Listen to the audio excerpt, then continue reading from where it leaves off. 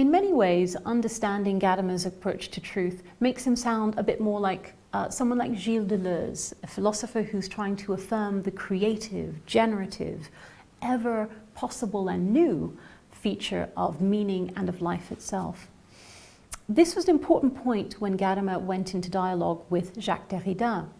They met in the 80s. There was a famous encounter in which they both spoke to these issues. But it didn't quite go as the organizers had expected. Gadamer gave an account of his hermeneutic approach, and Derrida came in with a desire to radically challenge Gadamer. I think, like Habermas, he saw Gadamer as a conservative figure, as old guard.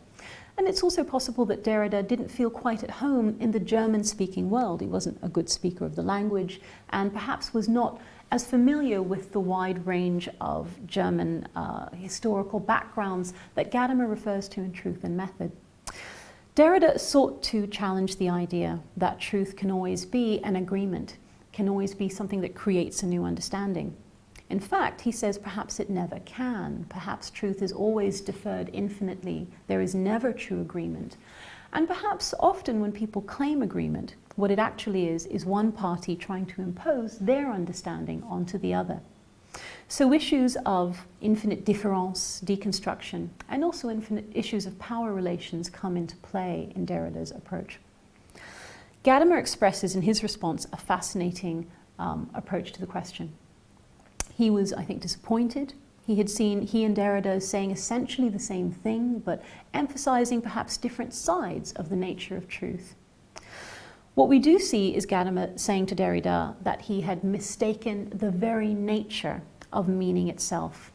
He points out that in making a critique, in questioning Gadamer's approach, in asking him to question whether there even is an understanding happening, Derrida is asking Gadamer to understand him, that he's asking his ideas to be comprehended, and that he's trying to change Gadamer's mind. And this is important, says Gadamer. In any true dialogue, both parties enter not hoping to impress their view upon the other, but rather wanting to be persuaded by the other person's argument. The idea is that the other person is persuasive, makes a good argument, then as long as you yourself have been rigorous in your thinking, that is because their ideas are true. And of course, if the other person's ideas are true, then it is right to be changed and to adopt them. Gadamer says that is the approach that one should take into any dialogue, and I think he's chastising Derrida a bit here.